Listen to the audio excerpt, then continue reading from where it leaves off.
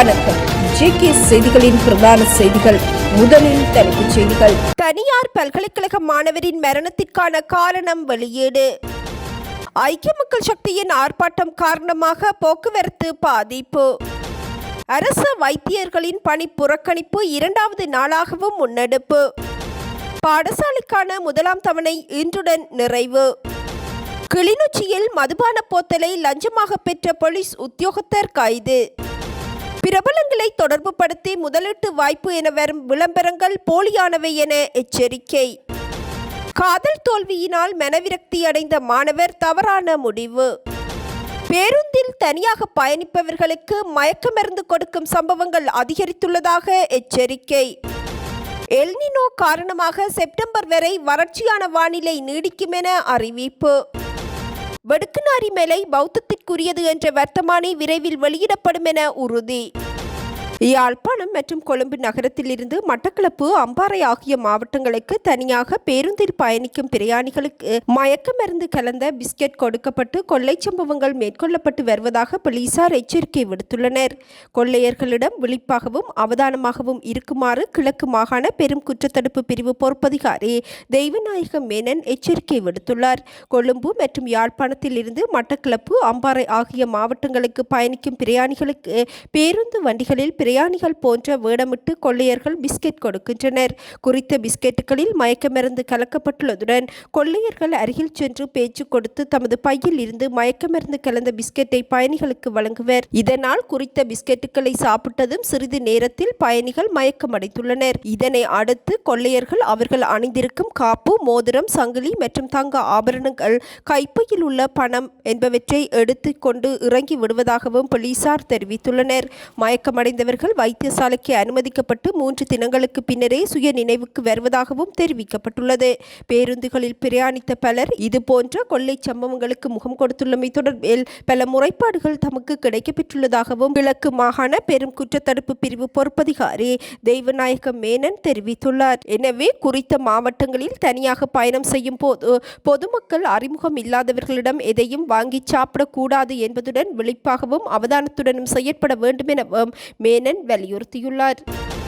தென்மேற்கு பருவமழை காலத்தில் எல்னினோ நிலை ஏற்பட்டால் எதிர்வரும் செப்டம்பர் மாதம் வரை வறட்சியான காலநிலை நிலவக்கூடும் என வளிமண்டலவியல் திணைக்களம் அறிவித்துள்ளது. அரசாங்க தகவல் திணைக்களத்தில் நடைபெற்ற ஊடக சந்திப்பில் கலந்து கொண்டு கருத்துரைக்கும் போதே இத்திணைக்களத்தின் மேலதிக பணிப்பாளர் நாயகம் அஜித் விஜயமானகே இதனை தெரிவித்துள்ளார். நிலைமையை கருத்தில் கொண்டு குடிநீர் மற்றும் அனைத்து நீர்ப்பாசன நடவடிக்கைகளிலும் முறையான நீர் முகாமைத்துவத்தை மேற்கொள்ள வேண்டும் எனவும் தெரிவித்துள்ளார்.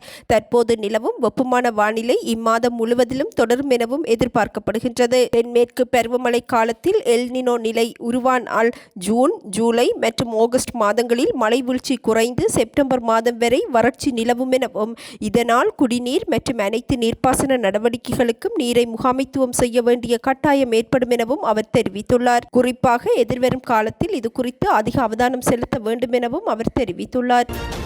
வடுக்குநாரி மலையில் உள்ள மத அடையாளங்கள் பௌத்த மதத்திற்கு உரியவை எனவும் விரைவில் இதற்கான வர்த்தமானி அறிவித்தல் வெளியிடப்படும் எனவும் பௌத்த சாசன அமைச்சர் சுனில் செனவி தெரிவித்துள்ளார். வடுக்குநாரி மலை வர்த்தமானி அறிவித்தல் மூலம் பாதுகாக்கப்பட்ட வனப்பகுதியாக மாற்றுவதற்கான நடவடிக்கை எடுக்கப்பட்டுள்ளதாகவும் பௌத்த சாசன அமைச்சர் சுட்டிக்காட்டியுள்ளார். நாடாளுமன்றில் இடம்பெற்ற விவாதத்தின் போதே அவர் இதனை தெரிவித்தார். வடுக்குநாரி மலையில் உள்ள நினைவு சின்னங்கள் பௌத்த நினைவு சின்னங்கள் என அடையாளம் காணப்பட்டுள்ளன. கிறிஸ்துவுக்கு முன் 2ஆம் நூற்றாண்டைச் சேர்ந்த குகை கல்வெட்டுக்கள் மூலம் இது உறுதிப்படுத்தப்பட்டுள்ளது. இக்கால பகுதியில் மேற்கொள்ளப்பட்டுள்ள சட்டவிரோத கட்டுமானங்களால் பல்வேறு சிக்கல்கள் எழுந்துள்ளன. இத்தகைய கட்டுமானங்கள் குறித்த இடத்தின் தொல்பொருள் நிலப்பரப்பை சேதப்படுத்தியுள்ளன. இது தொடர்பாக தொல்பொருள் திணைக்களம் ஏற்கனவே சட்ட நடவடிக்கைகளை எடுத்துள்ளது. எவரேனும் இவ்விடத்தில் மத வழிபாடுகளை செய்வதற்கு எத்தடையும் இல்லை என்ற போதிலும் அவ்வாறு செய்யும் போது தொல்பொருட்களுக்கு எவ்வித பாதிப்பும் ஏற்படக்கூடாது. தொல்பொருட்களை அழிப்பது, சிதைப்பது, இடமாற்றுவது அல்லது மாற்றுவது ஆகியவை தொல்பொருட்கள் கட்டளை சட்டத்தின் கீழ் சட்ட மீறல்களாக கருதப்படுகின்றது. எனவே வடுக்குநாரி மலையில் உள்ள மத அடையாளங்கள் பௌத்த மதத்திற்கு உரியவை என்ற வர்த்தமானி அறிவித்தல் வெளியிடப்படும் என பௌத்த சாசன அமைச்சர் சுனில் செனவி தெரிவித்துள்ளார். ஹோமாகம பகுதியில் உள்ள தனியார் பல்கலைக்கழகத்தின் 2 மாணவ குழுக்களுக்கிடையே ஏற்பட்ட மோதலில் அதே பல்கலைக்கழக மாணவர் ஒருவர் உயிரிழந்தமை தொடர்பிலான தகவல்கள் வெளியாகியுள்ளன. குறித்த பல்கலைக்கழகத்தினால் நேற்றைய தினம் சித்திரை புத்தாண்டு விழா ஒன்று ஏற்பாடு செய்யப்பட்டிருந்தது. குறித்த புத்தாண்டு விழாவின் அனைத்து நடவடிக்கைகளும் மாலை 6 மணியளவில் நிறைவடைந்தது.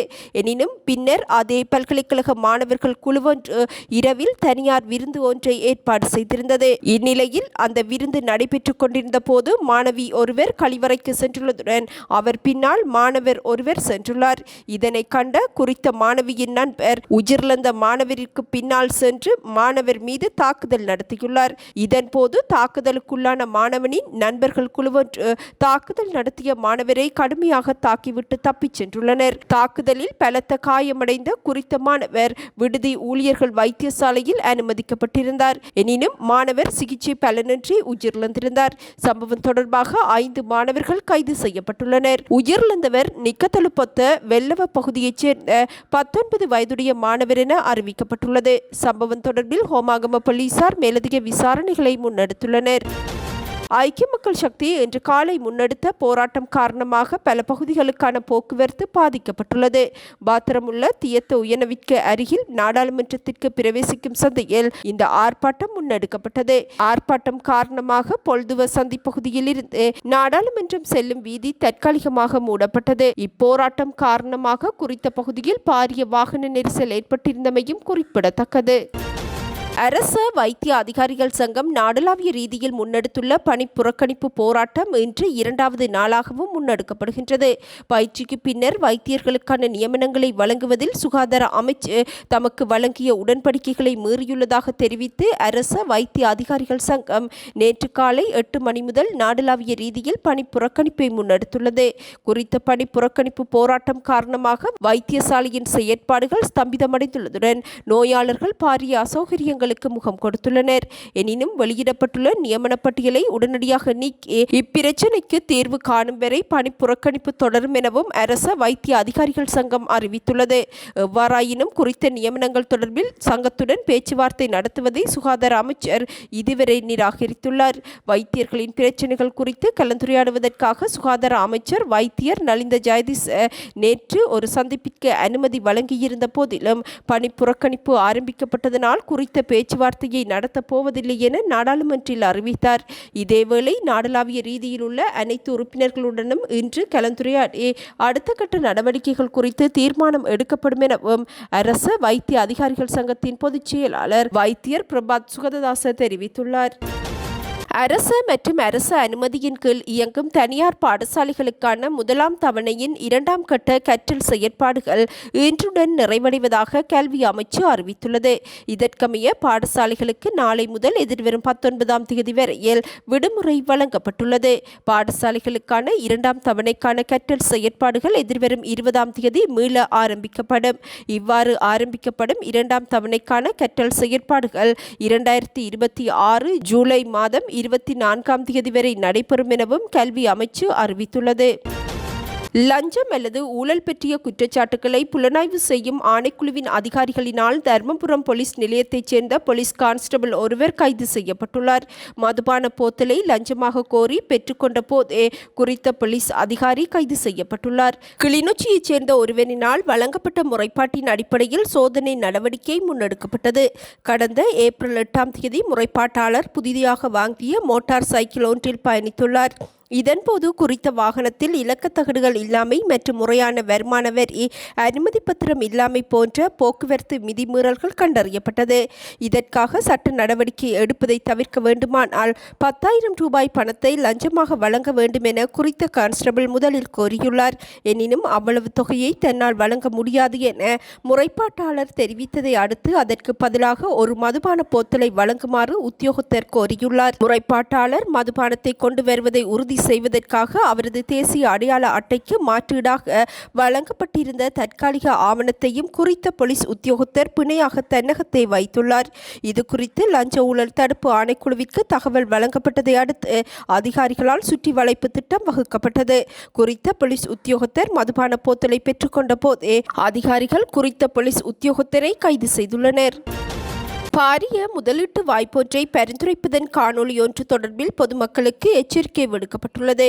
முன்னாள் கிரிக்கெட் அணித் தலைவர் குமார் சங்கக்கார குறித்த வாய்ப்பை பரிந்துரைப்பதாக சமூக ஊடகங்களில் பரவி வரும் காணொலி போலியானது என போலீசார் எச்சரிக்கை விடுத்துள்ளனர். ஃபேக்ட் கிரசென்டோ என்னும் உண்மை கண்டறியும் இணையதளம் இது தொடர்பில் முன்னெடுத்த விசாரணையில் குறித்த காணொலி மற்றும் அதனுடன் தொடர்புடைய செய்திகள் ஒரு திட்டமிடப்பட்ட இணைய மோசடியின் ஒரு பகுதி என்பது உறுதிப்படுத்தப்பட்டுள்ளது. உள்ளூர் ஊடக இணையதளம் ஒன்றின் வடிவமைப்பை ஒத்த வகையில் தயாரிக்கப்பட்ட இவ்வாறான போலி செய்தியில் குமார் சங்கக்கார மற்றும் பிரபல வர்த்தகர் ஒதாரா குணவர்த்தன ஆகியோர் இவ்வாறான முதலீட்டு திட்டங்களுடன் தொடர்புடையவர்கள் என பொய்யாக குறிப்பிடப்பட்டிருந்தது.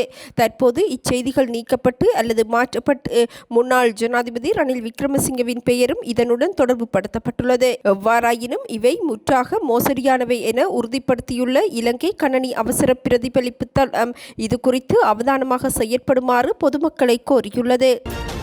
புத்தள போலீஸ் பிரிவுக்குட்பட்ட பகுதியைச் சேர்ந்த மாணவர் ஒருவர் தவறான முடிவெடுத்து தனது உயிரை மாய்த்துள்ளார். கல்வி பொதுத்தராதர சாதாரண தர பரீட்சை எழுதிவிட்டு பொறுப்பர்களுக்காக காத்திருந்த தனியார் வகுப்புகளுக்கு சென்று வந்த 17 வயதான வதிக்கி தஷுன் மதுஷான் பெரேரா என்ற மாணவரே இவ்வாறு உயிரிழந்துள்ளார். குறித்த மாணவன் அதே பிரதேசத்தைச் சேர்ந்த மாணவி ஒருவரை காதலித்து வந்துள்ளார். இருவருக்கும் இடையில் ஏற்பட்ட மனக்கசப்பு காரணமாக காதலி பிரிந்து சென்றமையினால் ஏற்பட்ட மனவேதனையில் அவர் தவறான முடிவெடுத்து தனது உயிரை மாய்த்ததாக போலீசார் தெரிவித்துள்ளனர். சர்ச்சைக்குரிய பாலியல் குற்றவாளியாக கூறப்படும் ஜெஃப்ரி எப்ஸ்டீனுடனான தனது தொடர்பு மற்றும் அவரது குற்றங்கள் குறித்து தனக்கு எதுவும் தெரியாது என மெலனியா ட்ரம்ப் அறிவித்துள்ளார். கடந்த சில நாட்களாக எப்ஸ்டீன் விவகாரத்தில் மெலனியாவிற்கு தொடர்பு இருப்பதாக இணையதளங்களில் அதிகமாக பேசப்பட்டது. இந்நிலையில் குறித்த விடயங்கள் உண்மைக்கு புறம்பானவை எனவும் தன் மீதான அவதூறுகள் எனவும் மெலனியா ட்ரம்ப் தெரிவித்துள்ளார். கேவலமான ஜெஃப்ரி எப்ஸ்டீனுடன் தன்னை தொடர்பு படுத்தும் பொய்கள் இன்றே முடிவுக்கு கொண்டுவர வேண்டும் எனவும் தனது நற்பெயருக்கு களங்கம் விளைவிக்கும் கீழ்த்தரமான முயற்சிகளை நிராகரிப்பதாகவும் அமெரிக்க ஜனாதிபதி டொனால்ட் ட்ரம்பின் மனைவியான மெலனியா ட்ரம்ப் தெரிவித்துள்ளார். வெள்ளை மாளிகையில் அறிக்கையை வாசித்த அவர் எப்ஸ்டீனுடன் தனக்கு எந்த தொடர்பும் இல்லை என மறுத்துள்ளதுடன் நானும் எனது வழக்கறிஞர்களும் இந்த ஆதாரமற்ற அடிப்படையற்ற பொய்களை வெற்றிகரமாக எதிர்த்து போராடியுள்ளதாக தெரிவித்துள்ளார். இத்துடன் இன்றைய எமது பிரதான செய்திகள் நிறைவடைகின்றன. நமது அடுத்த பிரதான செய்திகளை நாளை எதிர்பாருங்கள். வணக்கம்.